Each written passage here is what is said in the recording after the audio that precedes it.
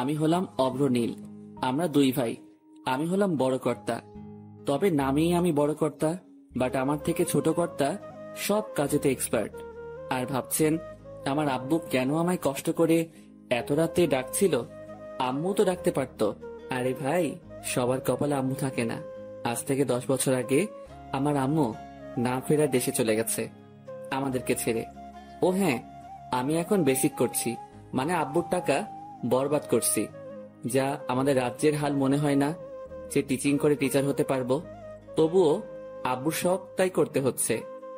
আমাদের 3 জন, মানে আব্বু, আমি আর আমার ছোট ভাই নিয়ে আমাদের ছোট্ট একটা সুখী পরিবার। আমরা দুই ভাই আব্বুর চোখে নয়নমণি, আব্বুর কলিজা। আমায় কলকাতা যেতে দিতেই চাইছিল না, অনেক কষ্টে মানিয়েছি। আসুন গল্পে ফেরা যাক।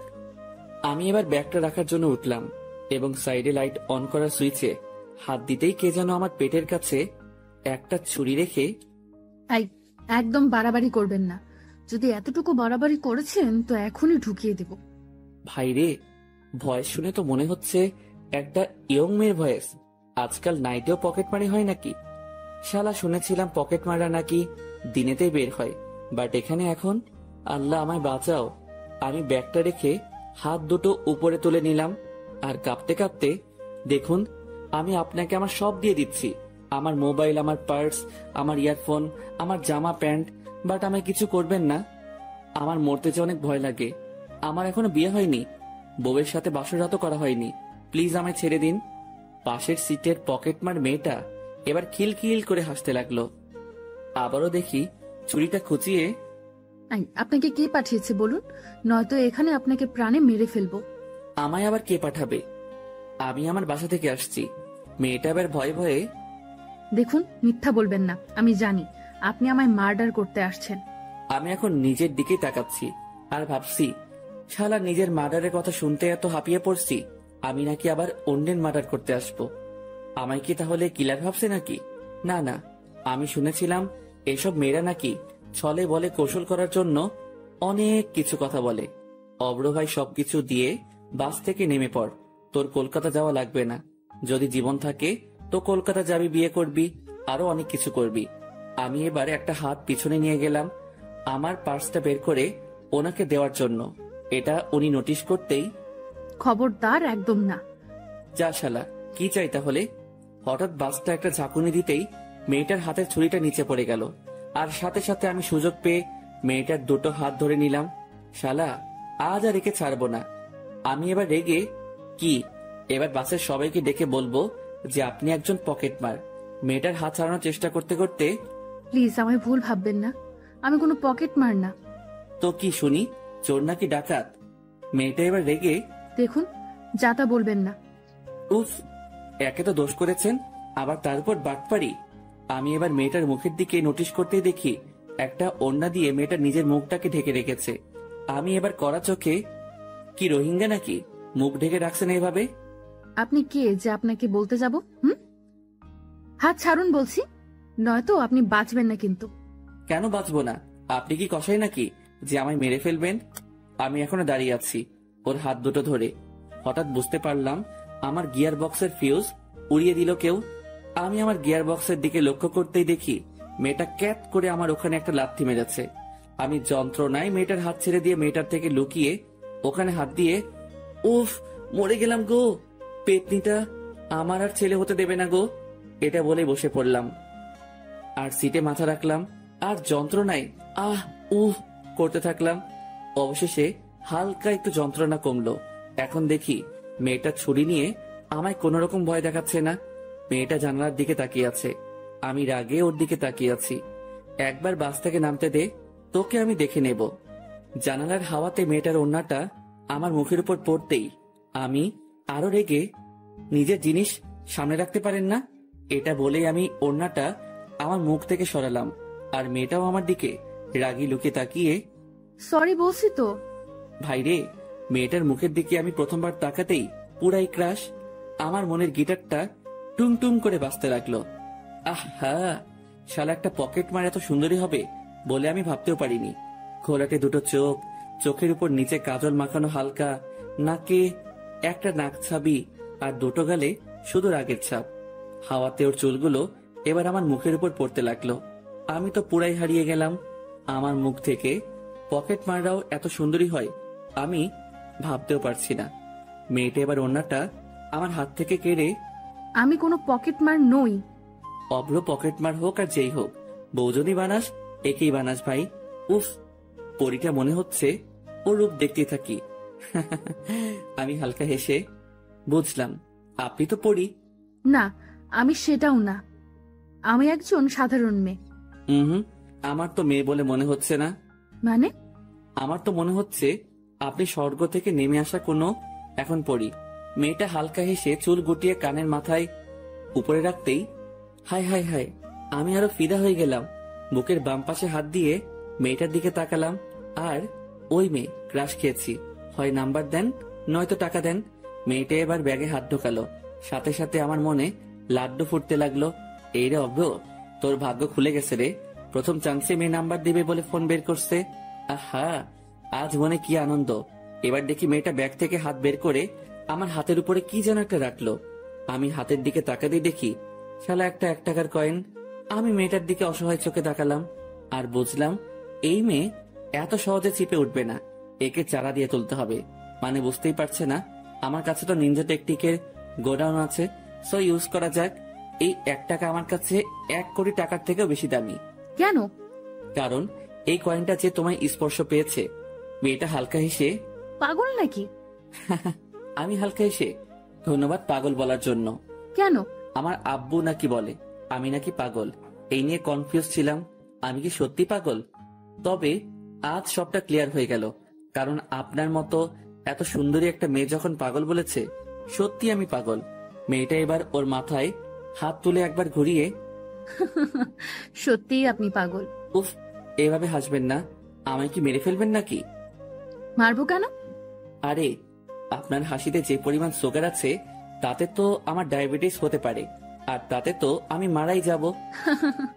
মারবো না। ইস, তাই বলে কি আপনি হাসা বন্ধ করে দেবেন নাকি? জি, আমার না হাসলে যদি কারো প্রাণ বাঁচে তাহলে বাঁচুক। আরে, আপনি না হাসলে তো আমি আরো জলদি মারা যাব। আপনার মিষ্টি হাসিটা আপনার দুষ্টু দুষ্টু দুটো ঠোঁটের কোণে থাকলে বেশ মন্দ লাগে না। ভাইরে, মেয়ে তো মনে হচ্ছে ফ্ল্যাট। মেয়েটা এবার মাথা নিচু করে, হাই, আমি শ্রেয়া। আমি বাঁকুড়াতে পড়াশোনা করি। আমিও হেসে, বাহ, আপনার মতো। আপনার নামটাও তো ভারী মিষ্টি। তাই? থ্যাঙ্কস। আর আপনি? আমি অভ্রনীল, আমারও বাঁকুড়াতেই বাসা। ও আচ্ছা, বাই দ্য ওয়ে, আপনি সত্যিই কিলার নন তো? জি, আমি মানুষকে কিল করি না, বাট আপনি চাইলে আপনার বুকের বাম পাশে থাকা হাড়টা কিল করতে পারি। মেয়েটা হালকা রেগে, দেখুন, মেরে ফেলবো কিন্তু। মেরেই তো ফেলেছেন, সাথে হার্টও চুরি করেছেন আমার। তাই? জি মহারানী। মেয়েটা এবার একটা স্বস্তির নিঃশ্বাস ফেলে, ওকে ফাইন, তা কোথায় যাবেন? আপনি যতদূর যাবেন তত দূরই যাব। জাহান্নামে নিয়ে গেলেও সেখানেও যেতে পারি। মেয়েটা এবার মুখে হাত দিয়ে হাসতে হাসতে, বেশ, ফ্ল্যাট তো ভালোই করতে পারে। আমি মেয়েটার চোখের দিকে তাকিয়ে মুচকি হেসে, না, আমি ফ্লার্ট করি না কাউকে। তবে আজ আর নিজেকে সামলাতে পারলাম না আপনার মতো একটা বিশ্ব সুন্দরীকে চোখের সামনে পেয়ে। উফ, আপনি এত কথা পান কোথায় এত তাড়াতাড়ি? আরে, সামনে একটা রূপের সাগরে রূপের বর্ণনা দিতে কোনো কথা ভাবা লাগে না। আপনাকে দেখে এমনিতে সব বেরিয়ে আসে। মেয়েটা এবার ব্যাগে হাত ঢুকিয়ে একটা চকলেট বের করে মুখে দিল আর আমার দিকে একবার তাকালো। আমি ভাবলাম হয়তো আমায় দেবে, কিন্তু না, শালা মহাকিপ্টে একাই গদগদ করে গিলে নীলমাইরি। ওই, আপনি না পুরাই আপনার হাতের ওই চকলেটের মতো। মানে? আপনি এতটাই কিউট যে কেউ আপনাকে দেখলে আপনাকে কাছে পেতে মন চাইবে। তাই? এই যে আপনি এত আমায় ফ্লার্ট করছেন, এটা যদি ভাইয়া জানে তাহলে আপনি আর প্রাণে বাঁচবেন না। আমি হালকা হেসে বুকের বাম পাশে হাত রাখলাম আর মেয়েটার দিকে তাকিয়ে, প্রিয়, তোমায় ভালোবেসে ফেলেছি প্রথম দেখাতেই। যদি চাও তো তোমার জন্য পুরো দুনিয়া ঘুরতে পারি। যদি চাও তো ওই উপরওয়ালার কাছে তোমায় পেতে পারমিশন নিয়ে আসতে পারি। যদি চাও তো তোমার জন্য 4 তারাও আনতে পারি। আর তোমার ভাইয়া তো দূরের কথা। মেয়েটা হালকা হেসে, কোথায় যাবেন আপনি? Kolkata salt lake. আমিও ওখানেই যাচ্ছি। ও মা, তাই নাকি? আমি হালকা হেসে, জি। আচ্ছা, আমায় তুমি বিয়ে করবা? শখ কত? বুঝলাম। Lords of love. মেয়েটা আবারও হেসে হেসে কপালে হাত দিয়ে, উফ, আপনি এমন কেন? কেমন শুনি? জানি না। আচ্ছা, আমি আপনাকে বিয়ে করতে পারি। আমায় ভাইয়া রিসিভ করতে আসবে স্ট্যান্ডে। যদি ভাইয়াকে মানাতে পারো আমিও রাজি তাহলে। সত্যি? জি। এখন চুপ করে থাকো আর আমায় একটু শান্তিতে থাকতে দাও। আমি এবার মুখে হাত দিয়ে, ওকে চুপ। মেয়েটা এবার সিটে মাথা রাখলো আর চোখ দুটো বন্ধ করলো। উফ, মন তো চাইছে মেয়েটার মাথায় হাত বুলিয়ে দিতে। মেয়েটাকে এত কাছের কেন করতে মন চাইছে, তাও আবার একজন পকেট মারকে। সকাল 7:30-এর দিকে বাস স্ট্যান্ডে পৌঁছালাম। আমি এবার শ্রেয়াকে ডাকতে লাগলাম, শ্রেয়া, ওই শ্রেয়া। ও এবার চোখ খুলে, বাস স্ট্যান্ডে এসে গেছি তো, এবার উঠো। ওকে। এবার আমরা বাসের বাইরে নেমে এলাম। সামনে তাকাতেই দেখি একদল গুন্ডা আমাদের দিকে হেঁটে হেঁটে আসছে, হাতে ছুরি বড় বড়। কি ব্যাপার, এদিকে আসছে কেন? শ্রেয়া ছুটে গিয়ে ওই দলের সর্দারকে জড়িয়ে ধরলো আর চিৎকার করে, কেমন আছো ভাইয়া? সর্দারটা হেসে হেসে কি যেন বলল। তার মানে সর্দারের বোন এটা। এই মরেছে। আমি কাকে ঘাটিয়েছি? শালা অভ্র, তুই খুন হয়ে যাবি, কেটে পড় মানে মানে, এই শহর ছেড়ে দে। এবার দেখি শ্রেয়া আমার দিকে আঙুল তুললো। ও ভাই, ও ভাই, এ মেয়ে করে কি? শালা বলেও বলেছে নাকি এর মধ্যেই। দলটা দেখি এবার রাগি মুডে আমার দিকে এগিয়ে আসছে। আব্বু গো, তোমার আজ একটা প্রদীপ মনে হয় আর একটু পরে নিভে যাবে। ভাগ অভ্র ভাগ। আমি এবার দৌড় দিতে যাব, ঠিক তখনই ওই দলের সর্দার গম্ভীর হয়ে, এই ছেলে দাঁড়াও। ভাইরে, আজ আমি খতম। আমি না শোনার ভান করে চলতে লাগলাম আবারও। এই তোকে দাঁড়াতে বলছি না? আমি সাথে সাথে দাঁড়িয়ে পড়লাম। শালা কপালে ঘাম জমে আসছে, বুকের ভেতর ঢিপ ঢিপ শব্দ হচ্ছে। আমি এবার পিছন ফিরে, জি কিছু বলবেন আমায়? এবার দেখি শ্রেয়াকে ডাকলো। শ্রেয়া কাছে আসতেই, বোন, এই কি সেই ছেলে? ভাইরে, আমি আজ শেষ। কেন যে শুধু শুধু নিজের বাস নিতে গেলাম। শ্রেয়া এবার ঘাড় নেড়ে, জি ভাইয়া। শ্রেয়ার ভাইয়া এবার গম্ভীর হয়ে আমার ক্লোজে এলো। ভাইরে, আমার এবার প্যান্ট ভিজে যাওয়ার অবস্থা। আমি ভয়ে থরথর করে কাঁপছি। আল্লাহ বাঁচাও আমায়, বাঁচাও প্লিজ। আমি চোখ বন্ধ করে আল্লাহকে ডাকতে লাগলাম। তারপরে বুঝলাম আমার কাঁধের উপরে হাত রেখেছে ওর ভাইয়া, মানে শ্রেয়ার বড় ভাই। এই কিরে, আমার ডান কাঁধে হাত রেখেছে, মানে আমার হাতটা কাটবে নাকি? অভ্র, নিজের দোষটা স্বীকার করে নে। যদি হাতটাকে বাঁচানোর ইচ্ছা আছে তো। তাই 2 হাত জোর করে ওর ভাইয়ার সামনে, প্লিজ আমার হাত কাটবেন না, আমি তো ভাত খেতে পারবো না, আর বাম হাত দিয়ে আমার ভাত খাওয়ার অভ্যাস নেই, প্লিজ। শ্রেয়ার ভাইয়া এবার মাথা চুলকাতে চুলকাতে, পাগলা নাকি তুই? আমি ভয়ে ভয়ে, জি ভাইয়া আমি পাগল, আমায় ছেড়ে দিন প্লিজ। শ্রেয়া আমার দিকে তাকিয়ে মুচকি মুচকি হাসছে। আমি দেখলাম, শালা আজ পর্যন্ত কাউকে দেখলাম না যে কাটা ঘায়ে নুনের ছিটা না দিয়েছে। শ্রেয়ার ভাই এবার, ধন্যবাদ আমার বোনকে গার্ড দিয়ে আনার জন্য। এটা বলে শ্রেয়ার ভাইয়া চলে গেল আমার সামনে থেকে। শালা এবার নিজেকে বডিগার্ড মনে হচ্ছে, আর আমি শ্রেয়াকে গার্ড দিয়ে এনেছি মানে। ধুর, কিছুই তো বুঝতে পারছি না। আমি দাঁড়িয়ে দাঁড়িয়ে এসব ভাবছি, হঠাৎ আমার সামনে এসে দাঁড়ালো তামিম, মানে আমার সেই ফ্রেন্ড যার বাসায় ওঠার কথা ছিল। এই তুই এখানে দাঁড়িয়ে কেন? আর কাল রিসিভ করিসনি কেন? আমি ওর কথা শুনে ধ্যান ভঙ্গ করে, জি দোস্ত কিছু বলছিলি? তামিম এবার আমার হাতে হাত রেখে, তুই ঠিক আছিস তো? আমি এবার কপালের ঘাম মুছে, হ্যাঁ আমি ঠিক আছি। আচ্ছা, তোদের শহরে কি মাফিয়া থাকে নাকি? হ্যাঁ, সব শহরেই তো থাকে, তুই জানিস না? হ্যাঁ জানি, তবে তোদের এখানের গুলো বড্ড বেশি ভয়ঙ্কর। কি যে বলিস না, তুই কি ওদের সামনে পড়ছিলি নাকি? পড়েছিলি মানে? পড়ে গিয়ে বেঁচে গেছি। জানিস তো কি হয়েছে? আচ্ছা আগে বাসায় চল, নেক্সট ডে হাত মুখ ধুয়ে তোর কাণ্ড কারখানা শুনবো। এটা বলেই ও আমায় বাইকে তুলে ওদের বাসায় নিয়ে এলো। আমি হাত মুখ ধুয়ে ওর রুমে এসে ওকে সবটা খুলে বললাম। তামিম দেখি ভয়ে পুরাই থমকে গেছে, আর আমার দিকে তাকিয়ে হাততালি দিয়ে, তোকে আমি কতবার বলেছি মেয়েদের সাথে ফ্ল্যাট অফ কর। আমি হালকা হেসে, কি করব বল দোস্ত, আমি যে সিঙ্গেল, যে মেয়েকে দেখি তাকে নিয়ে স্বপ্ন দেখা শুরু করে ফেলি। জি, এবার এটাও দেখো যে একদিন গুলি খেয়ে পড়ে আসিস। আমি এবার একটু ভাব নিয়ে, দেখ দোস্ত, এই অভ্র কারোর থেকে কম না। আচ্ছা যাই হোক, অনেক জার্নি করে এসেছিস, খাওয়া দাওয়া কর, একটু রেস্ট নে। আচ্ছা দোস্ত। আমি এবার খাওয়া সেরে রুমে বসে আছি। অনেকক্ষণই বসে রইলাম, দেখলাম তামিমের কোনো পাত্তাই পাচ্ছি না। তাই ড্রয়িং রুমে গিয়ে আন্টিকে, আন্টি তামিম কোথায়? ও একটু বাজারে গেছে। ও আচ্ছা, ওকে আন্টি। এটা বলে আমি রুমে চলে এলাম। জানালার সাইডে গিয়ে চারদিকটা দেখতে লাগলাম। সত্যি এই শহরটা খুবই সুন্দর। একের পর এক ইমারত, সত্যি কলকাতা প্রাণের শহর।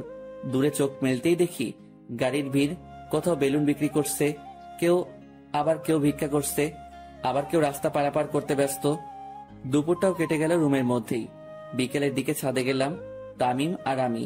তামিম বসে আছে একটা কর্নারে, আর আমি চারদিকটা ঘুরে দেখছি। বেশ ভালো লাগছে। হঠাৎ একটা ছাদের দিকে লক্ষ্য করতেই আমি দিশা হারিয়ে ফেললাম। আরে এ তো শ্রেয়া। সাথে সাথে তামিম, আমি নিচে গেলাম। কেন? আব্বে, আমি গেলাম নিচে, তুই থাক এখানে। আরে কেন বলবি তো? ভাই, বলার টাইম নেই। এটা বলেই আমি রুমে চলে এলাম। ভাই রে, বুকটা দূর দূর করে কাঁপছে। তার মানে শ্রেয়ার কি এখানে বাসা? তামিমও কিছুক্ষণ পর রুমে আসতেই, আচ্ছা তামিম, তোদের এই এলাকায় কি কোনো মাফিয়া থাকে? না তো, কেন? না, তাহলে ওই যার কথা বলছিলাম তার বোনকে দেখলাম অন্য একটা ছাদে, তাই আর কি। দূর বেটা, তুই একটু আজকাল বেশি দেখিস। হতে পারে। আমি এবার ড্রেস চেঞ্জ করে বাইরে এসে দাঁড়িয়ে আছি তামিমের জন্য।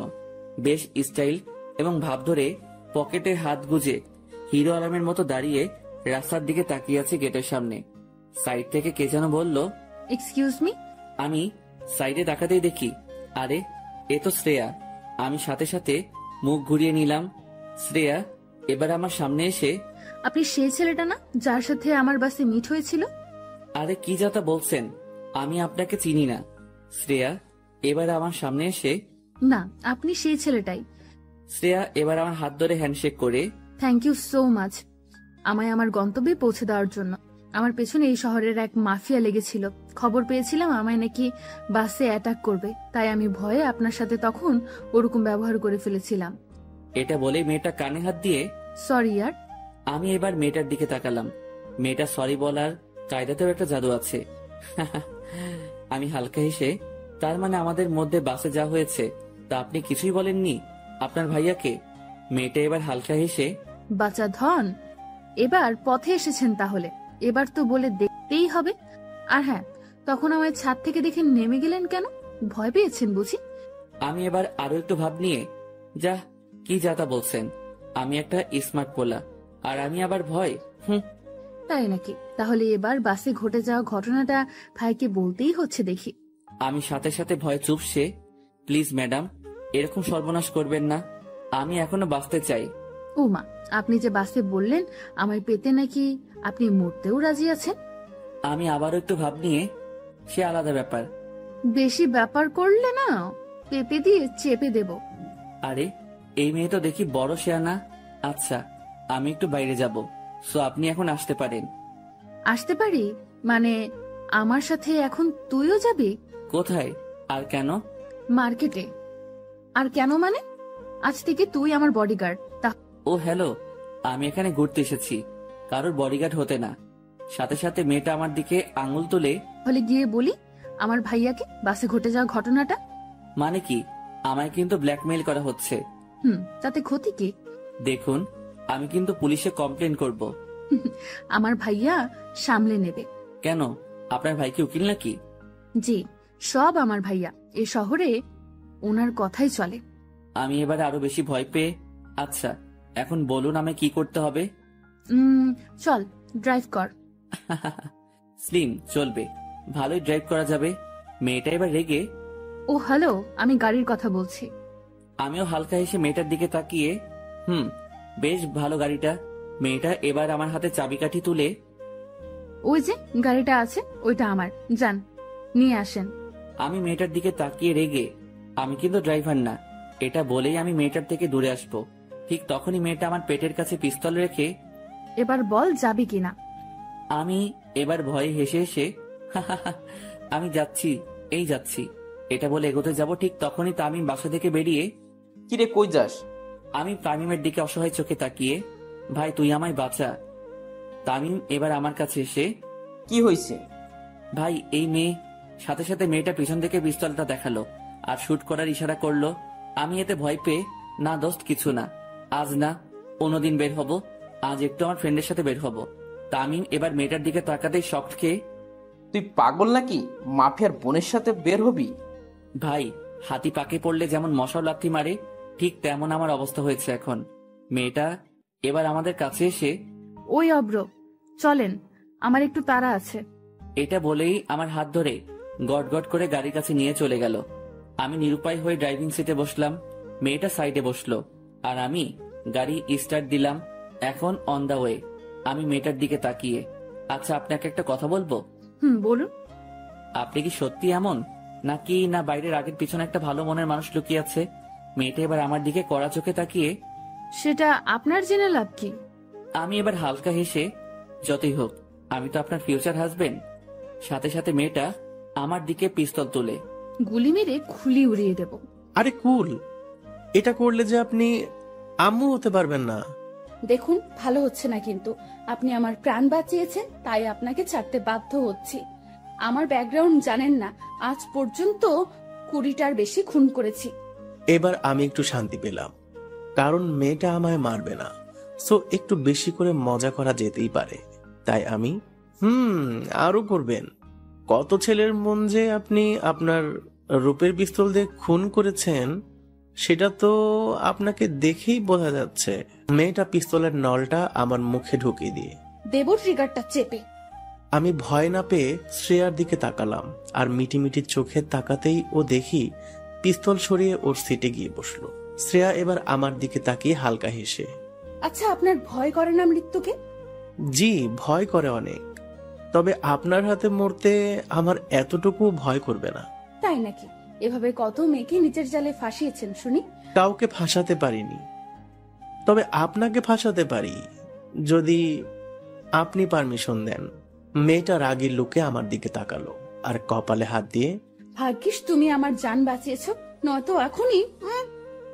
আচ্ছা বাদ দেন, কই যাবেন বলুন? সামনে একটা মল আছে, ওখানে। ওর কথা মতো মলে দাঁড়ালাম এবং ভেতরে ঢুকলাম। উফ, সব মেয়েগুলো পুরাই আগুন। কার দিকে তাকাবো, কারোর দিকে না তাকিয়ে থাকবো, কিছুই বুঝতে পারছি না।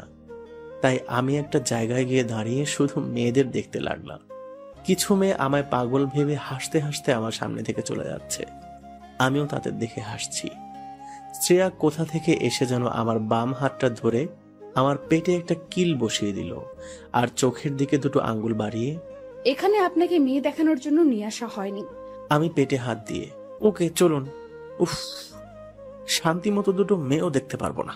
মেয়েটা গম্ভীর হয়ে আবারও, আমার সাথে সাথে থাকবেন, আমায় ছেড়ে কোথাও যাবেন না, আমার ক্ষতি হতে পারে। আমি এবার আমার একটু সরল মনে ভাবলাম, না, মেয়েটার সাথে থাকা দরকার, কারণ সত্যি ওর যদি কোনো ক্ষতি হয়। শ্রেয়া এখন ড্রেস চুজ করছে আর একটা ড্রেস নিয়ে ট্রায়াল রুমের দিকে এগোচ্ছে। আমিও পিছনে পিছনে গেলাম। শ্রেয়া ট্রায়াল রুমে ঢুকলো, তখনই আমার মাথায় এলো যদি ভিতরে কোনো ক্ষতি হয় ওর। তাই আমি ট্রায়াল রুমের দরজাটা বন্ধ না করতে দিয়ে, ওয়েট, এটা বলেই আমিও ভিতরে ঢুকে গেলাম এবং দরজা বন্ধ করে হাত গুটিয়ে দাঁড়িয়ে রইলাম। শ্রেয়া দেখি আমার দিকে খুব রেগে তাকিয়ে আছে। আমি এবার মাথা চুলকাতে চুলকাতে, কি হলো, চেঞ্জ করুন। শ্রেয়া আমার দিকে তাকিয়ে, আর ইউ ম্যাড? নো। আরে চেঞ্জ করবেন তো নাকি? আমি আপনার সামনে। হ্যাঁ, আপনাকে তো আমি গার্ড দিচ্ছি। মেয়েটা কি করবে না করবে ভেবে পাচ্ছে না, তাই আমার সামনে এলো। আমার শার্টের কলারটা ধরে, তুই আমার বর না যে ট্রায়াল রুমে তোকে নিয়ে রোম্যান্স করব, যা বের হ। সাথে সাথে কে যেন দরজা ঠেলে ভেতরে ঢোকার চেষ্টা করতেই আমি ওর উপর পড়ে গেলাম। ভর সামলাতে না পেরে আমার ঠোঁট দুটো ওর ডান গালে স্পর্শ হলো। শ্রেয়া এবার আমায় ওর উপর থেকে ফেলে দিয়ে আমার গালে দুটো থাপ্পড় দিল আর আমার দিকে তাকিয়ে, ড্যাম ইট, বেরিয়ে যান। আমি গালে হাত দিয়ে চুপচাপ বাইরে গাড়ির কাছে চলে এলাম। শ্রেয়া শপিং না করে সোজা গাড়ির কাছে এলো এবং আমার দিকে ঘৃণার চোখে তাকালো এবং গাড়ির বাম সাইডে গিয়ে বসলো। আমি কোনো কথা না বলে ড্রাইভিং সিটে বসলাম। গাড়ির স্টার্ট দিয়ে রাস্তার উপরে উঠলাম। কোথায় যাব এখন আমরা? বাসায়। আপনার কই বাসা? আপনি যেখানে এসে উঠেছেন তার সাইডেই। ও আচ্ছা। এটা বলেই ও মুখ ঘুরে নিল জানালার দিকে। আমিও আর কোনো কথা না বলে সোজা বাসার কাছে গাড়ি নিয়ে এসে গাড়ি থেকে নেমে চলতে শুরু করলাম। তখনই মনে হলো আমার সবটা জানানো উচিত, কারণ তখন তো ভুলটা আমার ছিল। তাই আমি, এই যে শুনছেন ম্যাম, মেয়েটা গম্ভীর হয়ে আমার দিকে তাকিয়ে। ইয়েস। বলছি যে কোনো কথা না গো। আমি এবার মাথা নিচু করে, প্লিজ আমার কথাটা শুনুন। তখন আমি ইচ্ছা করে আপনার উপর পড়তে চাইনি। ট্রায়াল রুমের দরজায় কেউ ধাক্কা দিয়েছিল, তাই আমি আপনার উপরে পড়তে বাধ্য হয়েছিলাম। যতটা খারাপ আমায় ভাবছেন আমি কিন্তু ততটা না। এটা বলেই আমি মুখ ফিরিয়ে তামিমদের বাসায় এসে ঢুকে গেলাম। রুমে এসে বসে আছি। তামিম নাকি একটু কাজে বাইরে বের হয়েছে। আমি বিছানায় বসে আছি, কপালে মোবাইলটা রেখে। মনে হচ্ছে ভুলটা আমারই। কোনো মেয়ের সাথে আমি কেন? যে কোনো ছেলে এরকম ব্যবহার করলে সত্যিই দোষী মনে হবে। নিজেকে খুব গিল্টি ফিল করছি। এখন বাজে প্রায় 8:30টার মতো, তাই একটু তামিমদের বাসার ছাদে গেলাম। ছাদের এক কর্নারে দাঁড়িয়ে মুখে একটা সিগারেট তুললাম।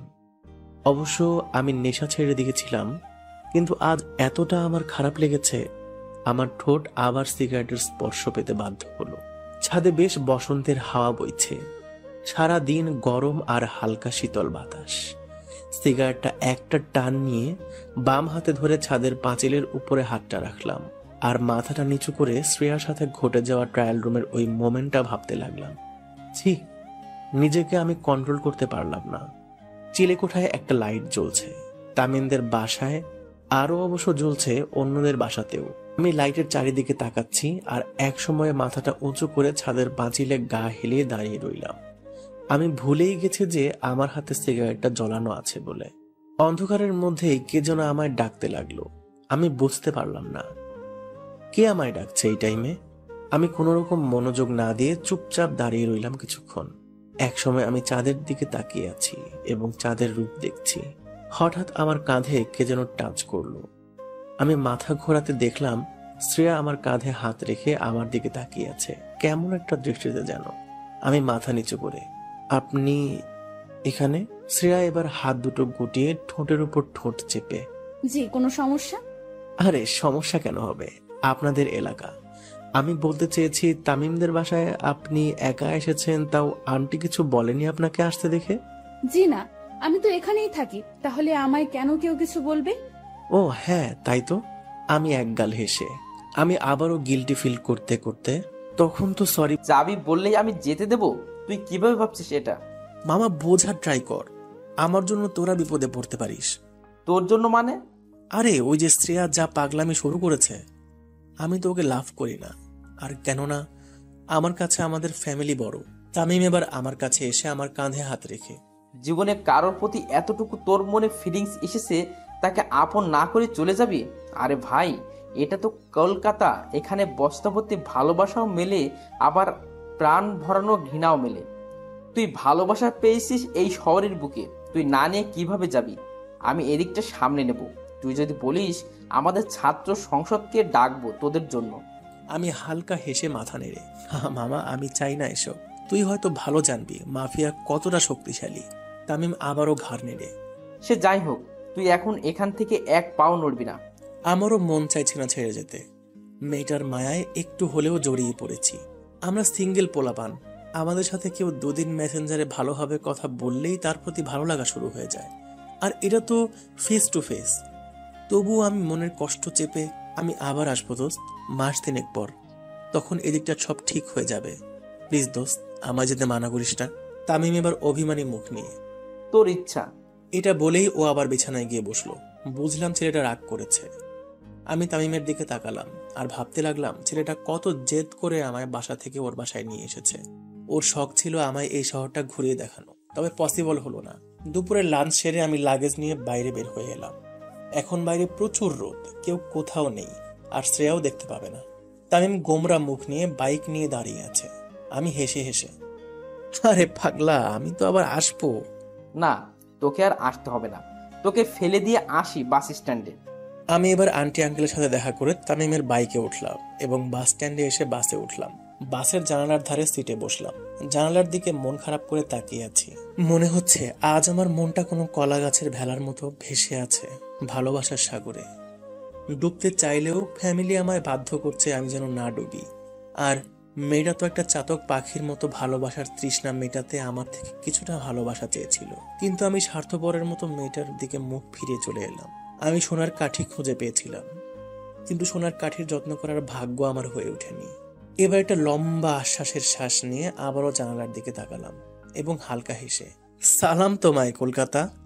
প্রতিদিন কত মানুষের ভালোবাসা এই শহরের বুকে হয়, আবার কত মানুষের ভালোবাসা এই শহরের বুকে নানা কারণে শেষ হয়। নেশার থেকে কম কিছু না এই শহর যে কাউকে ভালোবাসাতে বাধ্য করবে, সেটা কোনো মেয়েকে দিয়ে হোক কিংবা প্রাকৃতিক পরিবেশ দিয়ে হোক। আমার এসব কথা মাথায় আসতেই চোখ দিয়ে টপ টপ করে পানি পড়তে লাগলো। আমি চোখের পানি মুছে একটু শক্ত হলাম এবং আমি বুঝতে পারলাম আমার পকেটে কেউ যেন হাত পড়ছে। আমি সাথে সাথে হাতটা ধরলাম এবং সাইডে তাকিয়ে দেখলাম একটা হিজাব পরা মেয়ে। মেয়েটা বাঁচার জন্য চিৎকার করে, হেল্প হেল্প হেল্প, এই ছেলেটা আমার হাত ধরেছে। সাথে সাথে কতগুলো কলেজ স্টুডেন্ট এগিয়ে এলো। আরে ভাই, মেয়ে ডাকলে তো একটা 70 বছরের বুড়ো লাফিয়ে লাফিয়ে চলে আসবে। স্টুডেন্টগুলো আমার কাছে এসে আমার দিকে তাকালো এবং গম্ভীর হয়ে, বাসে মেয়েদের ইপটিজিং করা হচ্ছে। ভাই এই মেয়ে পকেট মার, আমার পকেটে হাত ঢোকাতে চেয়েছিল, আমি টের পেয়ে ওর হাত ধরেছি। এবার একটা স্টুডেন্ট এলো, বেশ স্টাইলিশ, চুলে কালার করা।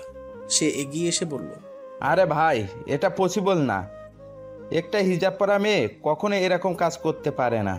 আমি এবার রেগে গেলাম এবং ওদের দিকে তাকিয়ে, ভাই চরিত্র হিজাবে বোঝা যায় না, হিজাব তো মিয়া খলিফাও পরে। সবাই আমার কথা শুনে চমকে গেল। আমি আরো রেগে মেয়েটার দিকে তাকিয়ে, সত্যিটা বলুন নাকি এখনই থানায় গিয়ে কমপ্লেন করবো আপনার নামে। মেয়েটা এবার ভয়ে ভয়ে। জি জি। এবার একটা বাস স্টপ আসতেই মেয়েটা আমার জোর করে হাত ছাড়িয়ে নেমে গেল। আমি আর কিছু না বলে চুপচাপ বসেই রইলাম এবং খুব সজাগ হলাম, আবার যদি পকেট মারে কেউ। বাট সারা রাস্তায় আর কোনো দুর্ঘটনা হয়নি। আমার বাসাতে এসে পৌঁছালাম। এখন বাজে প্রায় বিকাল 5:30টার মতো। বাসায় এসে ফ্রেশ হয়েই সোজা বেডের বালিশে মাথা দিলাম এবং পকেট থেকে ফোনটা বের করতেই দেখি তামিম অনেকবার কল দিয়েছে। তাই আমি কল ব্যাক করতেই জানতে পারলাম শ্রেয়া আমায় খুঁজছিল। বাট তামিম নাকি শ্রেয়াকে রেগে বলেছে, তোর জন্য ছেলেটা এই শহর ছাড়তে বাধ্য হলো, সব তোর দোষ। তামিমের কথা শুনে আমার মন আরো খারাপ হওয়া শুরু করলো। তামিম এটা কি করলো? আমি ফোন রেখে চুপচাপ বিছানায় শুয়ে রইলাম। 2 দিন পর বেলা 12টার দিকে শীতলের দোকানে বসে চা খাচ্ছি। কেউ নেই, আমি আর শীতলদা ছাড়া। ও তক্তাতে শুয়ে আছে আর আমি হাই বেঞ্চে শুয়ে পা নাড়াচ্ছি আর ইয়ারফোনে গান শুনছি। আমি এবার টের পেলাম দোকানে কেউ যেন ঢুকলো। আমি মাথা তুলে দেখলাম না, কারণ শীতলদা আছে দোকানে, যা দেওয়ার ও দিয়ে দেবে।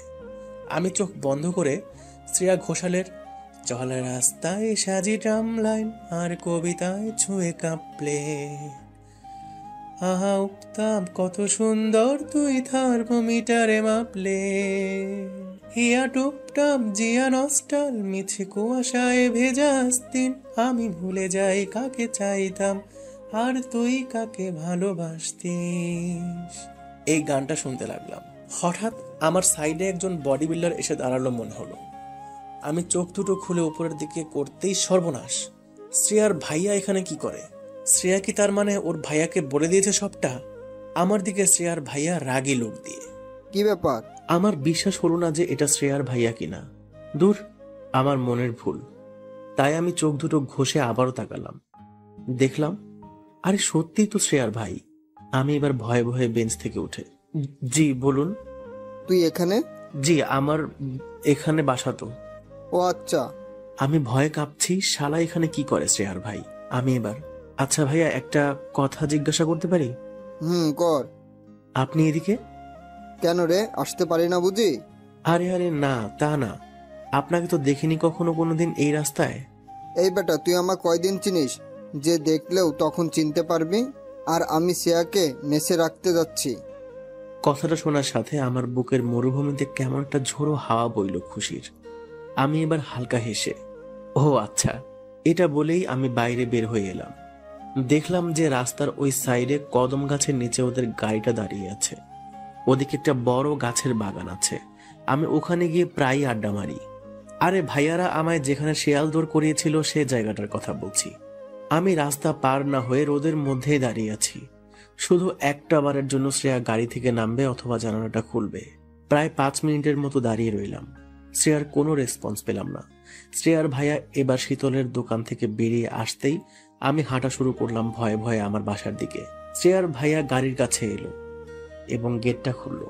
আমি আর চোখে দেখলাম। গেটটা খোলার পরেই শ্রেয়া গাড়ি থেকে নামলো। আমি সাথে সাথে নিজেকে লুকানোর ট্রাই করতে থাকলাম। যদি আমায় এখানে আজ শ্রেয়া দেখে আমায় অনেক খারাপ ভাববে। শ্রেয়াকে দেখে মন তো চাইছে ওর দিকে তাকিয়েই থাকি, বুকে জমানো ওর জন্য ফিলিংস গুলো ওর সাথে শেয়ার করি। আমি রাস্তায় চলতে চলতে একটা সাইডে মাথা ফাটানো রোদের মধ্যেই থমকে দাঁড়িয়ে পড়লাম। বুকের বাম পাশটা চিনচিন করে উঠল, মাথাটা কেমন ভারী ভারী হয়ে আসছে। মেয়েটা এত কাছে পেয়েও একবার কথা বলার পর্যন্ত সুযোগ পাচ্ছি না। ওর যে ভাইয়া আছে। আমি আবারও চলা শুরু করলাম, এটা বুঝে যে আমার কিছু করার নেই, বাড়াবাড়ি করলেই সর্বনাশ করে দেবে ওর ভাইয়া। মাফিয়া নামক শব্দের মধ্যে জড়ানো আছে খুন, রক্ত আর দাদাগিরি। আমি কানে ইয়ারফোনটা ভালোভাবে গুঁজে মাথা নিচু করে রাস্তায় চলতে লাগলাম। বাসার কাছাকাছি আসতেই শীতলদা ফোন দিয়ে, কি রে, তোকে যে ওই লোকটা ডাকছিল, তুই এলি না কেন? কোন লোকটা আর কখন?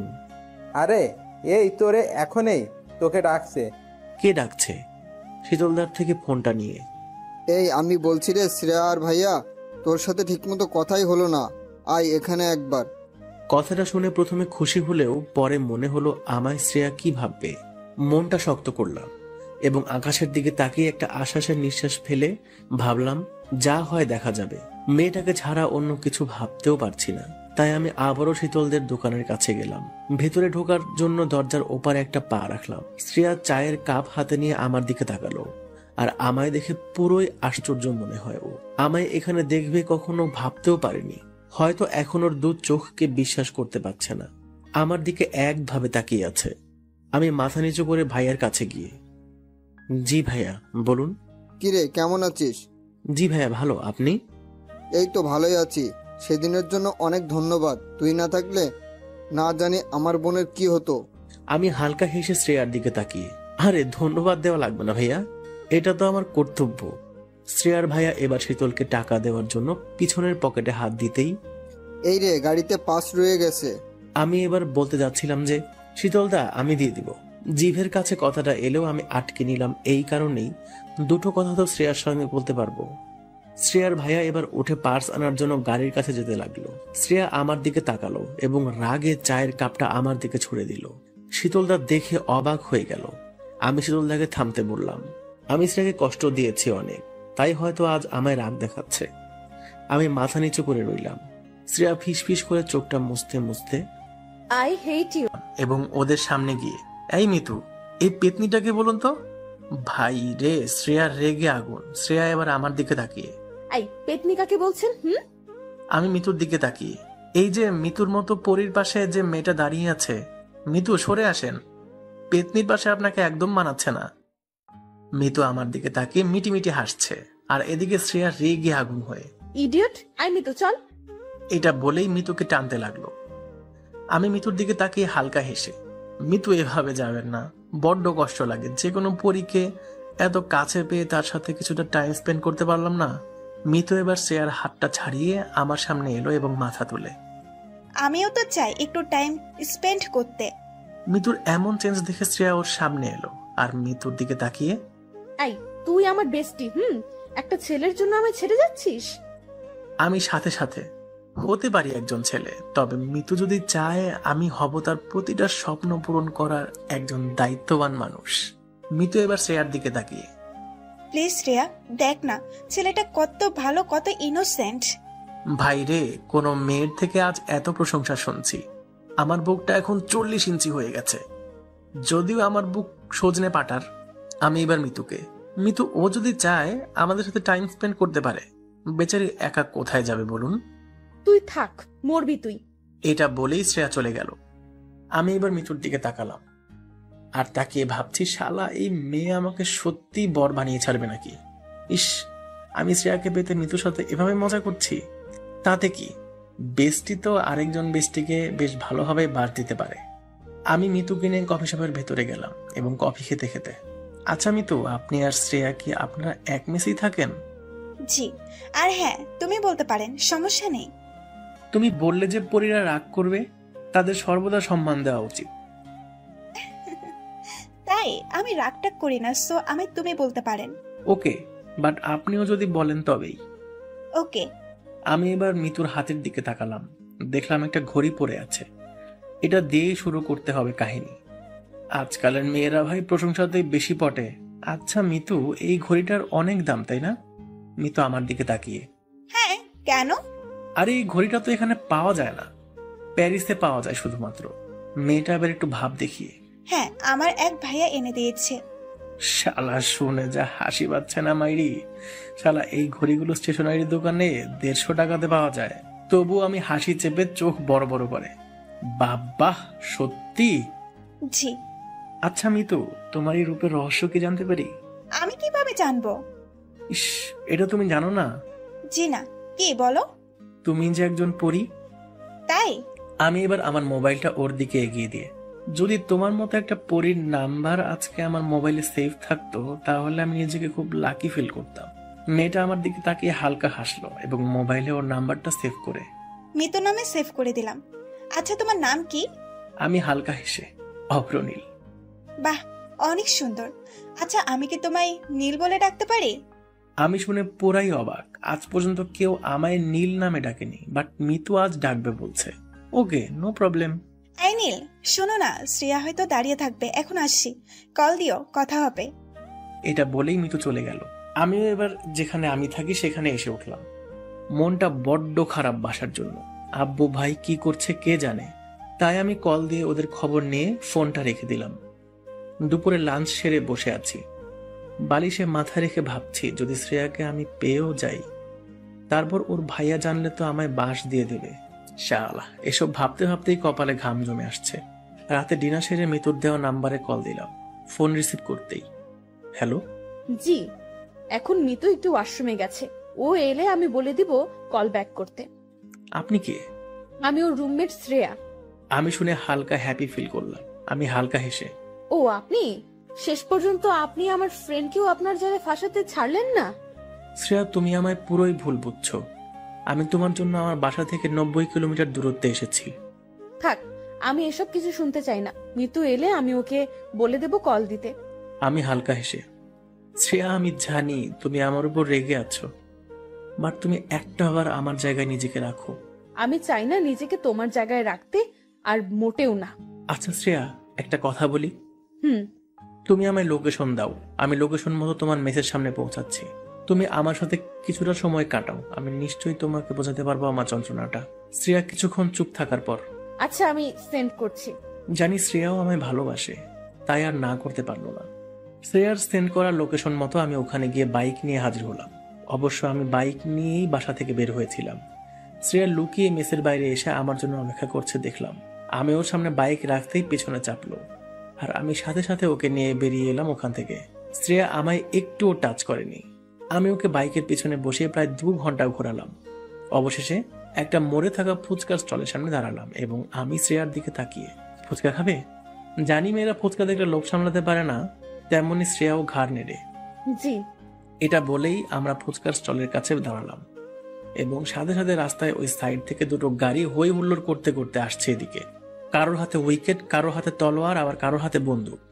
সোজা ফুচকার স্টলের কাছে গাড়ি দুটো এসে থামলো। শ্রেয়া থরথর করে কাঁপছে আমার পাশে দাঁড়িয়ে। আমি ওর হাতটা জোর করে চেপে ধরলাম। আমারও ভয়ে গলার পানি শুকিয়ে এসেছে। গাড়ির দিকে তাকাতেই দেখলাম ওর ভাইয়া গাড়ি থেকে নেমে একটা উইকেট নিয়ে আমার দিকে আসছে। আমার কাছে এসে আমার পায়ে একটা উইকেটের বাড়ি মেরেই, তোর এত বড় সাহস, তুই আমার বোনকে নিয়ে এত রাতে ঘোরাতে বের হয়েছিস? শ্রেয়া ভয়ে কাঁপতে কাঁপতে, ভাইয়া ভাইয়া। চুপ তুই। শ্রেয়া আরো ভয়ে কাঁপতে কাঁপতে অবশেষে কান্না শুরু করে দিল। আমি ওর ডান হাতটা আরো শক্ত করে চেপে ধরলাম। এটা ওর ভাইয়া দেখে, এই তরোয়াল নিয়ে আয়, আমার বোনের হাত ধরা। ওর ভাইয়ের কথা শুনে একটা ছেলে তলোয়ার নিয়ে এসে ওর হাতে ধরিয়ে দিল। আমার কপাল থেকে একটা একটা করে ঘাম মাটিতে পড়ছে। খুব মনে ভয় কাজ করছে, তবু আমি শ্রেয়ার হাতটা না ছেড়ে শ্রেয়ার দিকে তাকালাম। শ্রেয়ার কান্না ভরা 2টো চোখ দেখতেই আমার চোখেও পানি এসে গেল। আমি বুক উঁচু করলাম আর ভাবলাম, জানি আজ আমার মৃত্যু আবশ্যক, তাই সত্যিটা শ্রেয়াকে জানিয়েই মরব।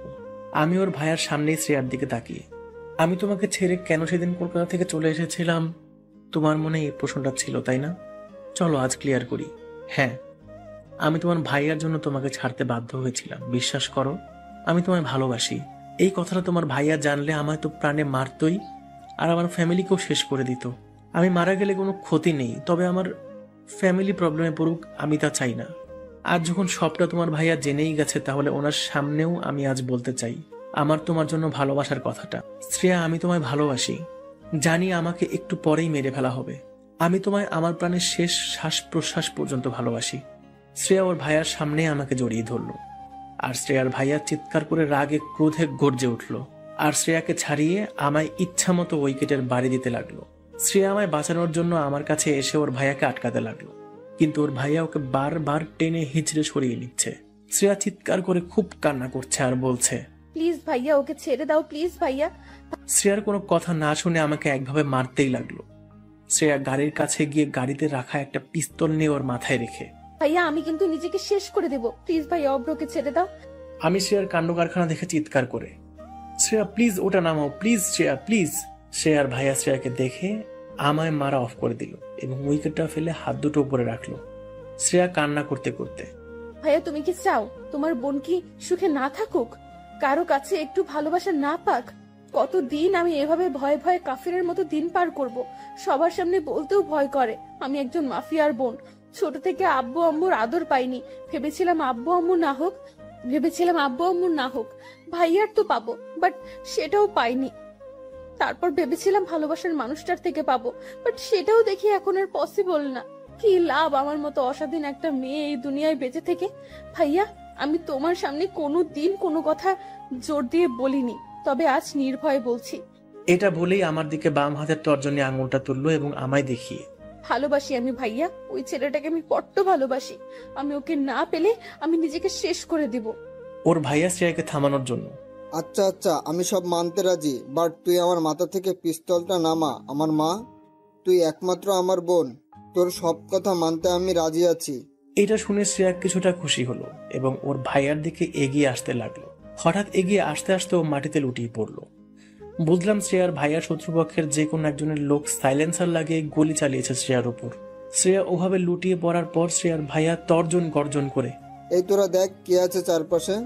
এটা বলেই শ্রেয়ার ভাইয়া শ্রেয়ার কাছে গিয়ে বসে ওর মাথাটা কোলে তুলে গাল চাপড়াতে চাপড়াতে, শ্রেয়া, এই শ্রেয়া কি রে?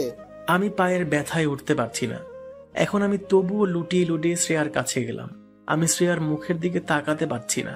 আমার বুকে শ্রেয়াকে হারানোর ভয় হাহাকার করতে লাগলো। আমি ওর সামনে ঝুঁকে, শ্রেয়া কি হলো, চোখ খোলো। আমি ওর গালে হাত দিয়ে নাড়াতে নাড়াতে, কি হলো, কথা বলছো না কেন? ও ভাইয়া আর এক মুহূর্ত দেরি না করে ওকে গাড়িতে তুললো। আমি মাটিতে লুটিয়ে পড়ে আছি, দাঁড়াতে পারছি না। যতবারই হাত দিয়ে নিজেকে তোলার চেষ্টা করছি ততবারই আমি ব্যর্থ হচ্ছি। বুকের ভেতরে কলিজাটা মনে হচ্ছে এই বের হয়ে আসবে, এতটা শ্রেয়ার জন্য কষ্ট পাচ্ছি। চোখ দিয়ে পানি ঝরছে আর আমি শ্রেয়াকে যে গাড়িতে তোলা হয়েছে আমি ওই গাড়িটার দিকে তাকিয়ে আছি আর প্রার্থনা করছি, হে উপরওয়ালা, আমার ভালোবাসার মানুষরা যেন কিছু না হয়। তুমি চাইলে আমার আয়ু কেটে ওকে দিও, তবুও ওর কিছু ক্ষতি করো না প্লিজ। আমি এগোতে চাইছি হাত মুড়ে মাটির সাথে, আমি তাও পারছি না, কারণ আমার শরীরটা এখন অবশ হয়ে এসেছে। মাথাটা কেমন ঘুরতে লাগলো। আমি এবার চিৎকার করে, শ্রেয়া তোমার কিছু হবে না, আমি তোমার পাশে আছি। এটা বলেই আমার মুখ থুবড়ি খেয়ে মাটিতে আমার মাথা পড়ে রইল। ওদিকে শ্রেয়ার ভাইয়া গাড়ির সিটে চেপে স্টার্ট দিয়েছে এবং আমার দিকে একবার তাকিয়ে একজন ওর দলের ছেলেকে, এই একেও তুলে নিয়ে আয়। এটা বলেই ওর ভাইয়া চলে গেল। আমি শুনতে পেলাম শ্রেয়ার ভাইয়ার কথাটা, বাট আমি মুখ তুলে দেখতে পারলাম না। আমি ব্যথা পেতেই সেন্সলেস হয়ে গেলাম। দীর্ঘ 4 ঘন্টা পর আমি চোখ খুললাম হসপিটালের একটা বেডে। আমি চোখ খুলে শ্রেয়াকে খুঁজতে লাগলাম চারিদিকে তাকিয়ে। আমি কাউকে আমার সাইডে দেখতে না পাওয়ায় সাইড দিয়ে চলে যাওয়া এক নার্সকে, ম্যাম এদিকে একটু শুনবেন। নার্সটা আমার কাছে এসে, জি বলুন। আমার সাথে আর একজন মেয়ে অ্যাডমিট হয়েছে, কাইন্ডলি বলবেন এখন সে কত নাম্বার বেডে আছে? কিছুক্ষণ বলতে ওই রাত 12টার দিকে অ্যাডমিট হয়েছে, তাই না? জি। Sorry sir, it's private. ওনার বাসার লোক আমাদের এটা বলতে বারণ করে দিয়েছে কাউকে। আমি নার্সটার দিকে তাকিয়ে অনুরোধ করে, প্লিজ ম্যাম আমায় বলুন প্লিজ, আমার দেখা করা জরুরি ওই মেয়েটার সাথে। Sorry sir, it's not possible. এটা শুনতেই আমার দুটো চোখের সাইড দিয়ে পানি বের হতে লাগলো। নার্সটা আমায় এমন অবস্থায় দেখে, আর ইউ ওকে? আমি হালকা হেসে, কিভাবে ওকে থাকবো বলুন, ভালোবাসার মানুষটাকে ছাড়া কি ভালো থাকা যায়? নার্সটা এবার নিজের আঙ্গুল ঘষতে ঘষতে, মানে যে অ্যাডমিট হয়েছে আপনি তার লাভার? জি ম্যাম। প্লিজ ম্যাম, একটা বার দেখতে চাই। বাট আমরা তো বলতে পারবো না। প্লিজ ম্যাম, আপনি যদি কখনো কাউকে ভালোবেসে থাকেন তো এর পেনটা আপনি শিওর ফিল করবেন। নার্সটা এবার মাথা নিচু করে আমার দিকে তাকালো। ওকে, বাট এটা যদি জানাজানি হয় তাহলে আমার জীবন পর্যন্ত যেতে পারে। শুনেছি নাকি ওই মেয়েকে যে নিয়ে এসেছিল সে বড় এক মাস্তান মাফিয়া। ম্যাম, আই প্রমিস আপনি আর আমি ছাড়া এই কথাটা কেউ জানবে না। Okay, room number 22। Okay ma'am, thanks. নার্সটা আর কোনো কথা না বলে চলে গেল। আমি এবার নিচে নামতে যাব, ঠিক তখনই আমার পায়ে ব্যথা অনুভব করলাম এবং বুঝলাম আমার দুটো পায়ে ব্যান্ডেজ করা আছে। আমি চাইলেও যেতে পারবো না। আমি আবারও বালিশে মাথা রেখে শুয়ে পড়লাম আর ভাবতে লাগলাম কেন আমি শ্রেয়াকে বিপদের মুখে ঠেলে দিলাম। আমি রাতে ওকে নিয়ে যদি না বের হতাম তাহলে আজও এই বিপদের সম্মুখীন হতো না। কেন আমি বের হলাম? আমি দোষী, আমি দোষী।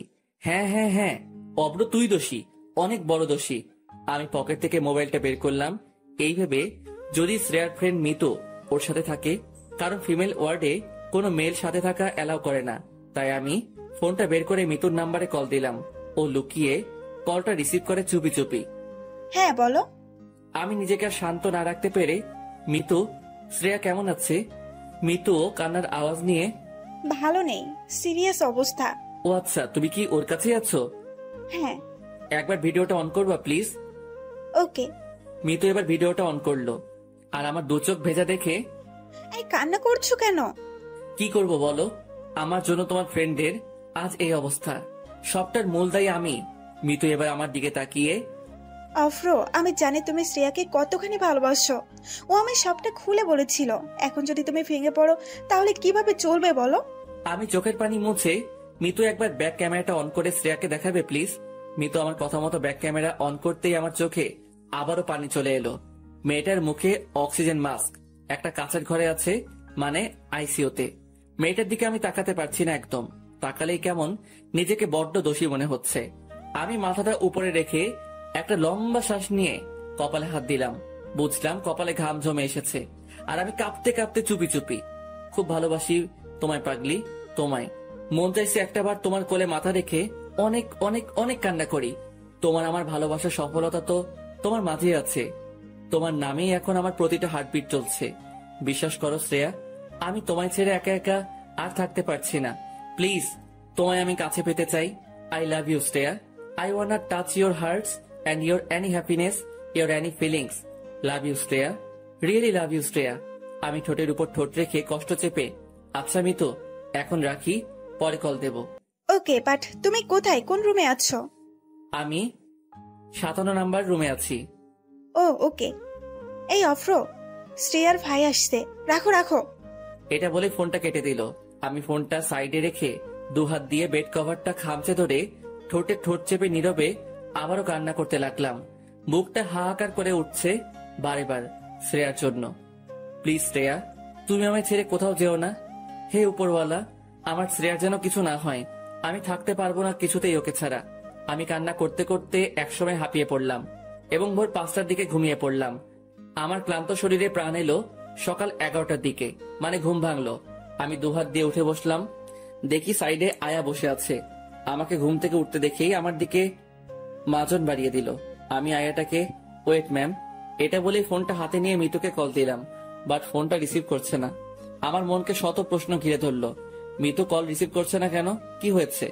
শ্রেয়ার কি সিরিয়াস অবস্থা নাকি? শ্রেয়ার ভাইয়ার সাইডে আছে নাকি অন্য কিছু? না না, শ্রেয়ার কিছুই হতে পারে না। আমি বুকের বাম সাইডে হাত রেখে আল্লাহকে ডেকে নিজেকে শান্ত করলাম। আমি মাজন নিয়ে মুখ ধুয়ে এবার কিছু খাবো, তখনই আমার রুমের ওপাশে রাস্তা দিয়ে কারা যেন একটা স্ট্রেচার গড়িয়ে গড়িয়ে নিয়ে যাচ্ছে আর কান্না করছে শুনতে পেলাম। আর একজন খুব গম্ভীর হয়ে, ছাড়বো না ছাড়বো না। কেন তুই ছেড়ে চলে গেলি? আমায় ছেড়ে আমি কি নিয়ে থাকবো? আমি কার জন্য নতুন নতুন গিফট কিনবো? কে আমার কাছে এখন আবদার করবে? ফিরে আয়, তুই ফিরে আয়। এসব কথা শুনে আমার বুকটা কেঁপে উঠল। গলার ভয়েসটা যেন আমার খুব চেনা। আমি ভয়ে কাঁপতে কাঁপতে আয়াকে, ম্যাম, কে মরেছে? আয়াটা এবার ডিমের খোসা ছাড়াতে ছাড়াতে, কি জানি কে মরেছে। তবে শুনলাম আজ ভোরের দিকে কাল একজন অ্যাডমিট হওয়া মেয়ে মারা গেছে। সাথে সাথে আমার হাতে থাকা খাবারের প্লেটটা পড়ে গেল। আমি একভাবে তাকিয়ে রইলাম দেওয়ালের দিকে, আর চোখ বেয়ে নীরবে পানি বইছে। তার মানে আমারও না তো? না না, এটা হতেই পারে না। উপরওয়ালা এতটা নিষ্ঠুর না যে দুটো ভালোবাসার মানুষকে একে অপরের থেকে ছিনিয়ে নেবে। আমি পাগলের মতো ফোনটা নিয়ে মিতুকে বারবার কল দিচ্ছি। একসময় ও ফোনটা রিসিভ করতেই ও খুব কান্না জুড়ে দিল। হ্যালো। মিতু কোনো কথা না বলে ফিসফিস করে কেঁদে চলেছে। আমি নিজেকে শান্ত না রাখতে পেরে, হ্যালো মিতু, তুমি কান্না করছো কেন? কি হয়েছে? মিতু গলা ঝেড়ে, না না, কিছুই হয়নি। তুমি কেমন আছো? মিতু আমতা আমতা করে কথাটা আমার মনে বড় একটা সংশয় তুলে ধরলো। আমার কথা ছাড়ো, কি হয়েছে বলো। শ্রেয়া ঠিক আছে তো? মিতু মুখ চাপা দিয়ে কান্না আমায় না বুঝতে দিয়ে, না না, শ্রেয়া একদম ঠিক আছে। আমি মিতুর কথাটা এখন বিশ্বাস করতে পারছি না। মিতু তো এভাবে কথা বলে না। আমার জোরে হার্টবিট শুরু হয়ে গেল। আমি নিজেকে আর মানাতে পারছি না। পাশের আয়াটাকে, ম্যাম আপনি যান, আমি নিজে করে নেব, আমার যা লাগবে। ওকে। এটা বলে আয়াটা চলে গেল। আমি আবারও ফোনটা কানে তুলে, মিতু তোমার কথায় আমার এখন আর বিশ্বাস হচ্ছে না, সত্যি বলছো বলো? মিতু আর কান্না থামাতে না পেরে, শ্রেয়ার আমাদের মাঝে নেই। কথাটা শোনার সাথে সাথে আমার মাথায় বাজ পড়ে গেল। বুকের বাম পাশে এমন একটা আঘাত লাগলো যা বন্দুকের গুলির থেকেও শত যন্ত্রণার বেশি। আমি নার্ভাস হয়ে, না না তুমি ভুল বলছো। মিতু আরো কান্না করতে করতে, আমি সবটা ঠিকই বলছি, শ্রেয়া আমাদের মাঝে আর নেই। আমি নিজেকে ঠিক না করতে পেরে আমি বালিশে মাথা রাখলাম। ফোনটা বিছানায় পড়ে রইল। কষ্টে বুকটা ফেটে যাচ্ছে আমার। এখন মনে হচ্ছে সবটার জন্য দায়ী শুধুমাত্র আমি। কেন আমি করতে গেলাম এমনটা? আমি বেডের মাথার দিকে রডটা চেপে ধরলাম এবং নিজের উপর রাগে সাপের মতো ফোঁসফোঁস করতে লাগলাম। নিজের চুলগুলো ধরে ইচ্ছে মতো টানতে লাগলাম। পুরাই আমি পাগলের মতো হয়ে গেছি এখন। মন থেকে বারে বার এই কথাটাই আসছে, অভ্র তুই একটা খুনি, নিজের ভালোবাসার মানুষকে তুই নিজেই মেরে ফেললি। আমি চোখ বন্ধ করতেই আমার দু চোখ থেকে ঝরঝর করে বৃষ্টির মতো পানি পড়তে লাগলো। গোটা শরীরটার এখন উপর নিজেরই ঘৃণা হচ্ছে। কেন আমি শ্রেয়াকে নিয়ে বাইরে বের হলাম? কেন কেন কেন? কি দোষ করেছিল? শ্রেয়া তুমি আমায় মাফ করে দিও। এখন শ্রেয়ার সাথে কাটানো সেই প্রথম মুহূর্তটা মনে পড়ছে আর চিৎকার করে মন বলতে চাইছে, শ্রেয়া আমি তোমায় ভালোবাসি। আমি তোমায় আবারও ওই বাসের কর্নারের সিটের পাশে চাই। যেভাবে তুমি আমায় ছুরি দিয়ে আমায় ভয় দেখিয়েছিলে, আমি ওই ভয়টাও পেতে চাই তোমার থেকে। প্লিজ শ্রেয়া, তুমি ফিরে আসো। শ্রেয়ার হাসিটা এখন বড্ড বেশি আমায় মিস করাচ্ছে। শ্রেয়ার সাথে মলের ট্রায়াল রুমের কথাটা ভেবে পাগলের মতো হাসছি। মেয়েটা আমায় থাপ্পড় মেরেছিল, সেই গালে হাতটা রেখে খুব কান্না করতে করতে মনে মনে বলছি, শ্রেয়া আমি আবারও থাপ্পড় খেতে রাজি আছি। প্লিজ তুমি ফিরে আসো। কেন তুমি আমায় এক এক করে ছেড়ে চলে গেলে? বাইরে এখনো কান্নাকাটি করছে ওর ভাইয়া। মেয়েটাকে দেখতে বড্ড মন চাইছে, কিন্তু আমি তো যেতে পারবো না। আমার পা দুটো ব্যান্ডেজ, আমি নামতে চাইলেও পারছি না। আমি কান্না করতে করতে দুটো হাত দিয়ে যাই হোক করে বেড থেকে পা গুলো নামালাম এবং আস্তে আস্তে করে বসলাম এবং হাত ঘষতে ঘষতে গেটের দিকে এগোতে লাগলাম। কোমরটা কেমন যন্ত্রণায় কেঁপে উঠছে, তবুও আজ এই যন্ত্রণা শ্রেয়াকে হারানোর যন্ত্রণার কাছে বিন্দুমাত্র। আমি পাগলের মতো গেটের কাছে এলাম এবং গেট থেকে উকি মেরে দেখলাম মাত্র ফুট 8 দূরে ওর ভাইয়া ওকে ঘিরে কান্নাকাটি করছে। হয়তো এতক্ষণ এখানে দাঁড়িয়ে শুধুমাত্র ডেথ সার্টিফিকেটের জন্য। মেয়েটার উপরে একটা সাদা কাপড় এবং পুরোটা মুড়ে দেওয়া হয়েছে। সাদা কাপড়টা দেখে আমার বুকটা আরো কষ্টে ছটফট করতে লাগলো। কোথায় ভেবেছিলাম আমি তোমায় লাল পাড়ে বেনারসি শাড়ি পরাবো, কিন্তু আজ তুমি আমার জন্য সাদা কাপড়ে মোড়া একজন প্রাণহীন জড়বস্তু। আমি নিজেকে কোনো মতে সামলাতে না পেরে শ্রেয়ার বডিটার দিকে হাত ঘষতে ঘষতে স্ট্রেচারের কাছে এলাম। এতক্ষণ অনেক কষ্ট পাচ্ছিলাম, তবে শ্রেয়ার একটু টাচে আসতেই কেমন জানি আলাদা একটা শান্তি পেলাম।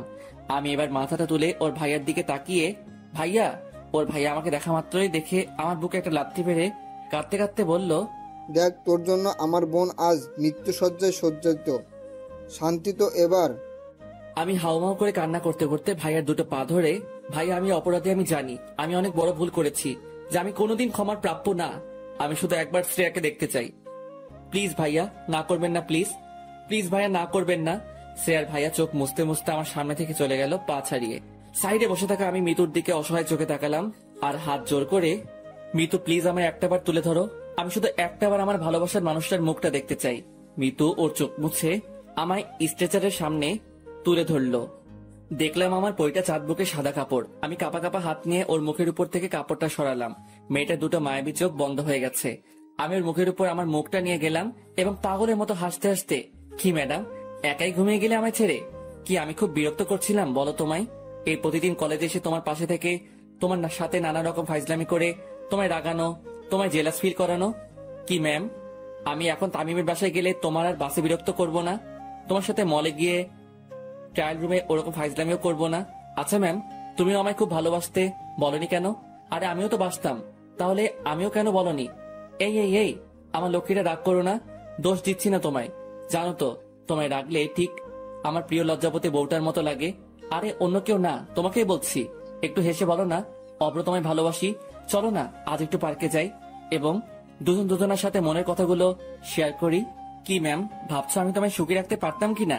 অবশ্যই রাখতে পারতাম ম্যাম। তোমায় 5 টাকার একটা টিপ পাতা আর 10 টাকার একটা কাজল এনে তোমায় পরিয়ে দিয়ে খুব সুখী রাখতাম। এই যে ম্যাম, আমার সাথে আমার শহরের প্রতিটা গলি ঘুরবে। আরে না না, অন্যদের মতো বাইক কিংবা গাড়িতে না, আমি অন্যদের থেকে আলাদাভাবে ঘুরবো। তুমি আমার হাতটা জোর করে চেপে ধরবে এবং আমি তোমার দিকে তাকিয়ে বলবো, এভাবে হাতটা শক্ত করে ধরে রেখো প্রিয়সিনী। তুমি যখন লজ্জায় চোখের পলক ফেলে বলবে ঢং, আমিও হালকা এসে তোমার চোখে চোখ রেখে বলবো, ভালোবাসি যে তোমায় খুব। বলছি ম্যাম, আর কত ঘুমাবা? ওঠো না, চলো না আমাদের স্বপ্নগুলো পূরণ করি।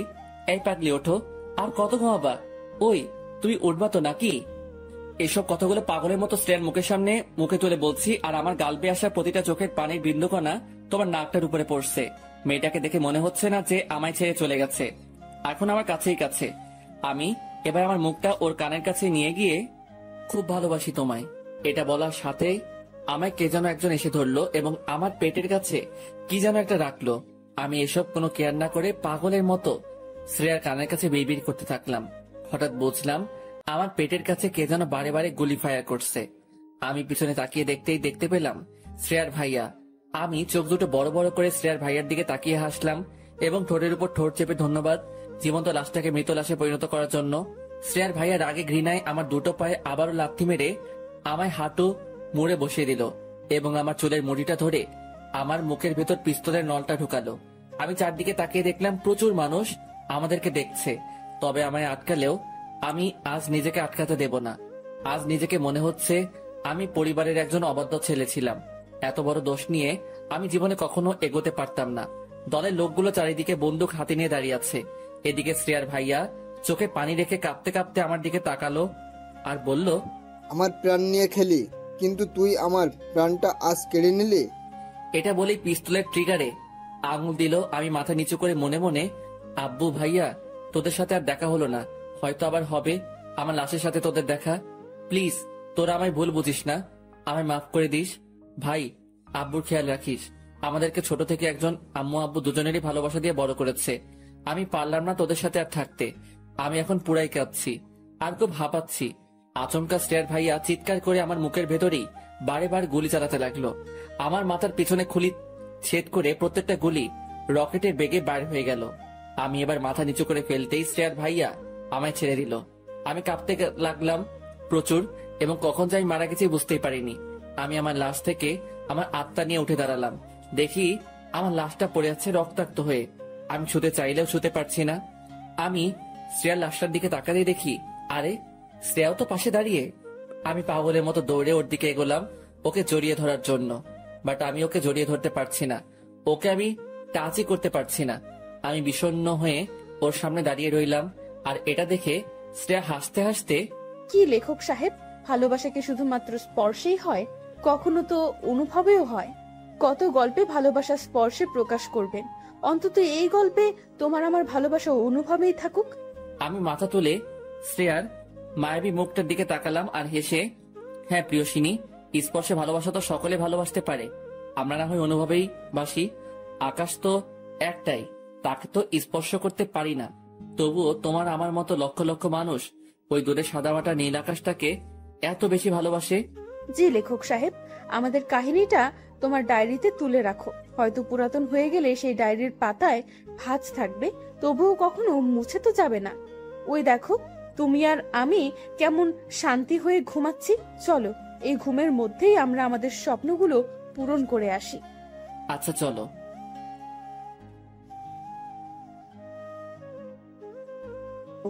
এটা বলে শ্রেয়াও মাথা নিচু করে নিল এবং অন্যদিকে তাকিয়ে রইল।